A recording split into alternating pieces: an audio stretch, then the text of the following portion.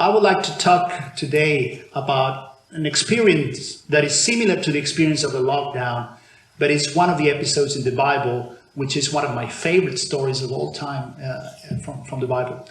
And let's just open up in 2 Kings chapter 7. That's where we're going to read, actually chapter 6.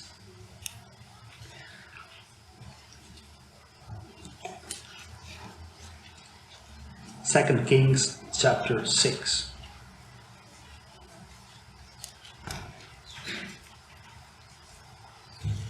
It's one of the episodes of confinement, and it was very difficult. That one was, we're gonna touch on it, but it was very tough. So some of you may have worked in small businesses that had to close because of the lockdown. Some of you couldn't see your families for a long time. Some of you lost your families, as me, lost my grandfather during the lockdown. I couldn't attend the funeral. It was very difficult for a lot of people. Very, very difficult. But the situation we're going to read now in the Bible, I think it was very extreme, probably worse than what we had to face. And it was very similar, confinement. Let me read 2 Kings chapter 6 and verse 24.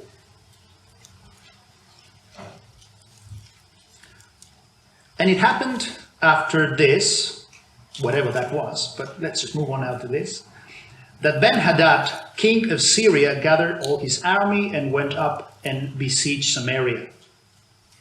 So there's this king Ben-Hadad II, son of Hadad, that's the translation. And that means God of the storms. That's the God that he was honoring with his name. And verse 25 says, "And there was a great famine in Samaria, and indeed they besieged it until a donkey's head was sold for 8 shekels of silver, and 1/4 of a cap of dove droppings for 5 shekels of silver." 1/4 of a cap of dove droppings. So I've read the Bible commentary of our church, and some scholars says that dove droppings does not refer actually to dove droppings, but just a type of wild onion. I think it was actually dove droppings. And I made the conversion, 1/4 of a cap of dove droppings, which will be just like that. That's $50 Australian dollars, more or less. And we were complaining about the price of coffee going up a bit during the lockdowns, but this is no comparison. This is not coffee, and it's not $5. So the economy suffered a lot in Samaria, and I grew up in a country. Before going, my family is from Chile, but I was born in Argentina, and we were living in the north of Argentina. My father was working for the church, so we moved a lot, and we also lived in Bolivia.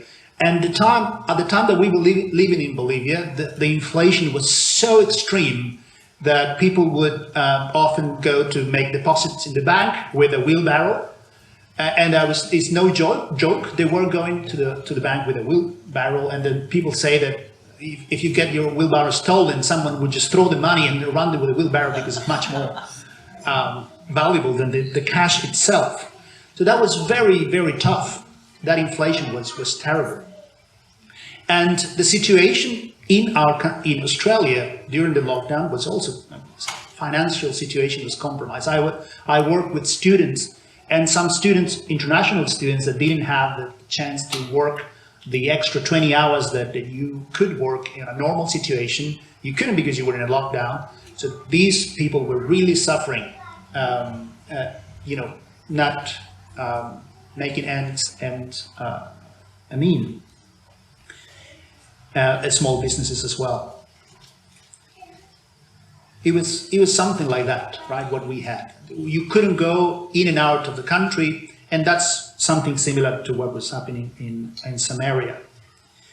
But the situation in the Bible at that time was a bit worse, as I was mentioning. Let's continue reading. I'm going to read verses 26 to 29.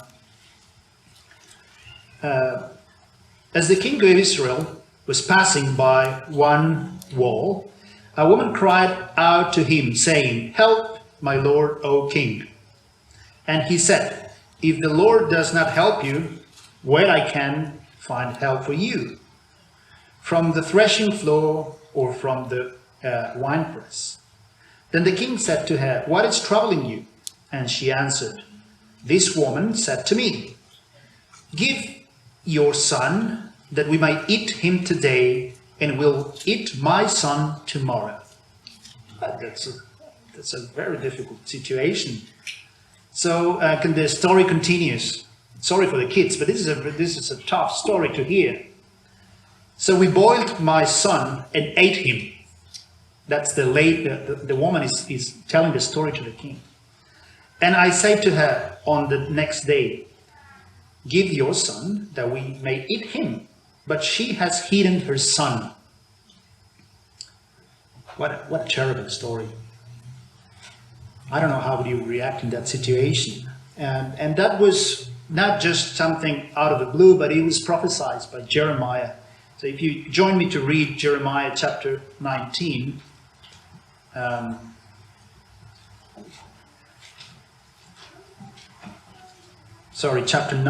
Chapter 19 and verse 9.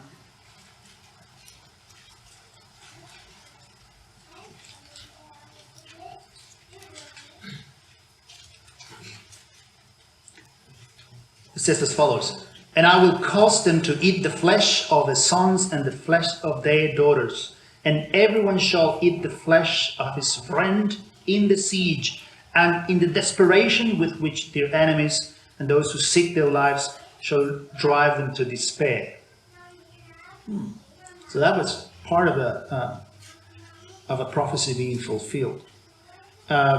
Also in Lamentations chapter 4 verse 10, I'm going to read from my piece of paper. It says, "The hands of the compassionate woman have cooked their own children." That's an extreme situation that I don't think we have lived, at least not recently. I can only imagine how tough that must have been. We have friends from Angola in the church where we were before, and they leave their country because there was war, and they told us that they remember, that fear of going out to school and not knowing if you will make it that day, because there were bombs all around, there was guerrillas, and many of them lost brothers, sisters, aunties, but not to the point that they were eating their own children, even in a moment of war. I don't think that it was a situation so extreme as the one that we read here in 2 Kings. Let's keep reading. Let's go back to 2 Kings. So there's this lady that tells this story to the king. What's the king's reaction? And I'm going to read verse 30. Yeah. "Now it happened when the king heard the words of this woman that he tore his clothes, and he passed by on the wall. The people looked, and there underneath he had sackcloth on his body." Right. So the reaction is that he tore his clothes and wore sackcloths. This is the King Joram, king of Israel, the North Kingdom. And let's go back a couple of verses where the king speaks. And when he first addresses the woman and says, "If the Lord does not help you, where I can find help for you?"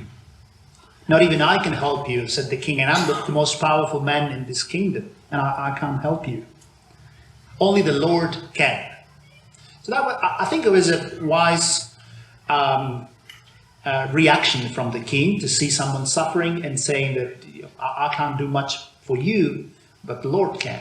But we will see that the king then reflects a bit and changes his mind. Verse 31, chapter 7, verse 31. "Then he said, God do so to me and more also, if the head of Elisha, the son of Shaphat, remains on him today." Now he's blaming the prophet of God. First, he said, where the lady says, "Please king, help me. The king says, I can't help you, but God can. But then when the king sees the situation, how extreme the situation was, he reflects on the situation, and then his first reaction is to blame the prophet of God. He says, if that man has his head on him, that would be a failure. So we're going to remove his head, off with his head. And also, if you keep reading in verse 33, and while he was still talking with them, there was the messenger coming down to him, and the king said, surely this calamity is from the Lord. Why should I wait for the Lord any longer? So it's a explicit rebellion against God and blaming God for the calamity that they had at their doors.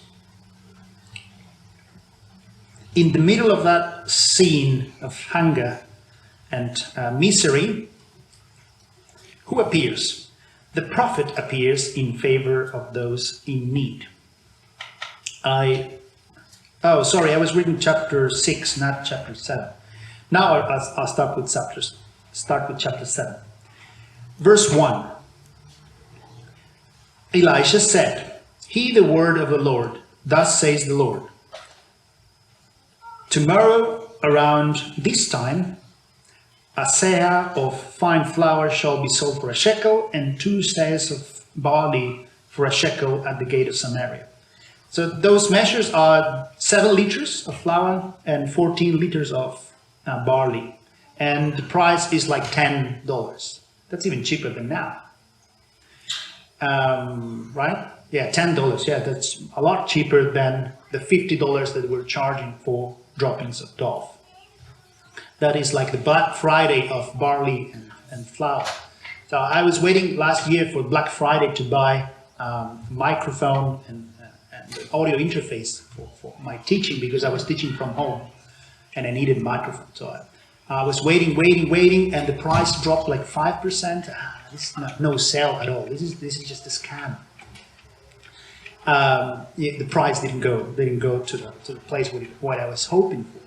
But what Elisha was promising to the people in the name of God was return to the right prices, a return to the right value of things. And that makes me think about how we are changing the value of people, how we are changing the value of things. And that was initiated by Satan in his rebellion in heaven. He changed the value of things that had infinite value as your lives for the Lord. The enemy is making us believe that we are not valuable at all. Anyway, so back to the correct prices. And let me emphasize, if you read between the lines in verse 1 and the previous verses of chapter 6, only 24 hours were needed for a divine response through the prophet Elisha. And everyone could buy, again, a reasonable price. So he's making a promise, but who is going to deliver that promise? There is no logical explanation for that promise of Elisha to the people. There was no way. So the city was completely surrounded, in siege. There was no provision for anything, and the prophet was making that promise.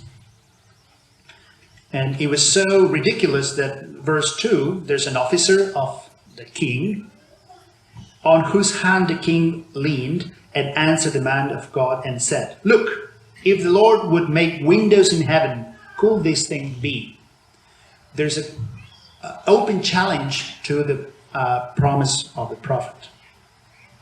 And Elisha said, you will see with your own eyes, but you will not eat of it. And we know what happened to this person after, right? Eventually the crowd trampled on him and he died. We'll see that later on. But my favorite part of this story, and I told you that this is one of my favorite stories in the Bible, is because of the characters in this story that appear now, that enter the scene. And these are almost comical characters. We will see that. if you don't remember the story. These are the lepers outside of the city. I'm going to read verses 3 and 4. Now there were 4 lepers, men at the entrance of the gate, and they said to one another, "Why are we sitting here until we die? If we say we will enter the city, the famine is in the city and we shall die there. And if we sit here, we die as well. Now therefore come, let's surrender to the army of the Syrians. If they keep us alive, we shall live. And if they kill us, we only die." So they say we're going to die either way. So there's no other choice. But at least let's just surrender to the Syrians. Let's see if we can change our fate a little bit. If not, that's okay. But let's just try our last trick. And they decide to act. They have no escape. They can die or they can die. Either way, right? But they decide to act. They had 2 choices, one to act, the other one not to act. And they decide to act and not to stay idle. Eventually they would die, but they take a last effort in extend a little bit their lives. They didn't have high hopes. So these characters that for me sound comic in my mind when I read these passages, they are used by God to bring salvation to the whole nation. And this resonates with what we studied today in the Sabbath school lesson. Brother Mark laid it very nicely, how God has a plan, even if we don't see where it is, even when everyone is telling us there's no way. God has a plan and he will fulfill it in you. Let me continue reading verse 5 through 7. And they rose at twilight to go to the camp. So these are the lepers, and then they said, well, let's just go to the Syrians, right? So they rose at twilight, they go to the camp, to the Syrians, and when they had come to the outskirts of the Syrian camp, to their surprise, what happened? Below there was no man there, says that version. My version says, to their surprise, no one was there. The Bible explains what happened, but they didn't know, right? They just arrived there and then they see there's no one.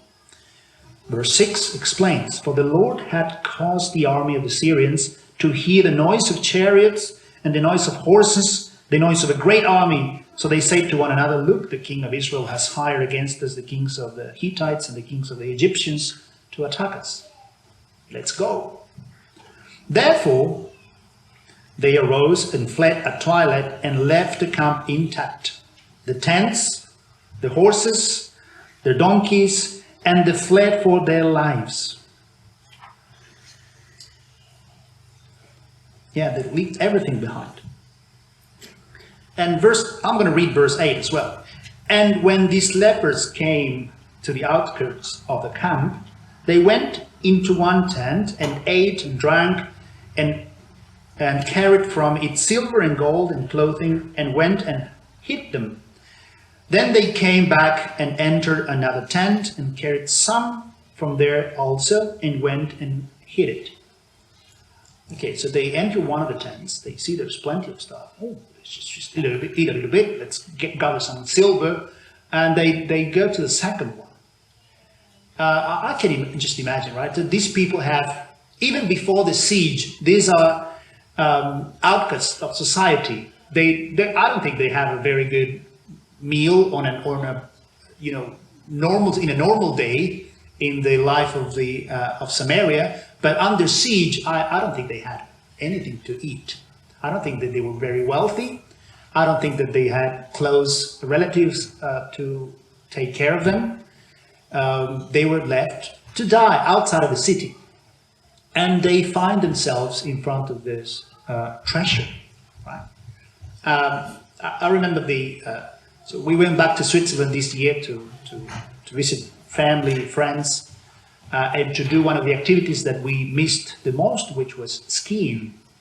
And we entered one of the ski shops to rent and to buy some material, and I sensed the smell of the ski equipment that I hadn't smelled in years. And that smell, I was so thrilled. And it was not food, but it was something that I liked a lot. And that, bring to your senses something extra. So I can imagine when they saw all that had an experience in many years, when they saw all the food, all the drink, that was just like a kid in a chocolate factory. But kid in a chocolate factory, that would fade in comparison with what was happening here. So the lepers, they ate and drank to say, basta, no more. And then it comes the text that our brother read before.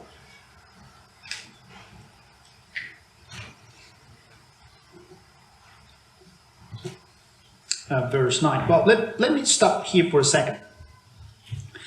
They experience hunger much more severe than of the normal people inside of the gates for so long.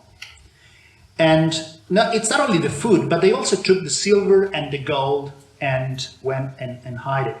So they were taking benefit from the spoils. And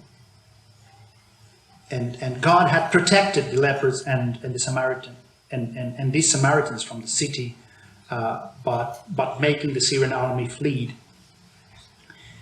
I would go back to verse 6 when it says what happens with the Syrians, because there's historical evidence when that happened. Ben-Hadad had invaded Israel, the whole kingdom of Israel, and seized the siege when heard the rumor that the Hittites and Egyptians were coming to help Israel. That's mentioned in verse 6. And this happened around 842 BC. In chapter 8, it's also mentioned that Hazael, also of Syria, kills Ben-Hadad, and it starts a new dynasty in Damascus. But that's how the story goes.